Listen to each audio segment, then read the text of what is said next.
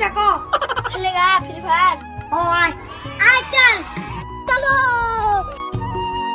এ লেবু ভাই কি হইছে? খেলেগা ফ্রি ফায়ার হয় আয় চল সবাই মিলে ফ্রি ফায়ার খেলি চল।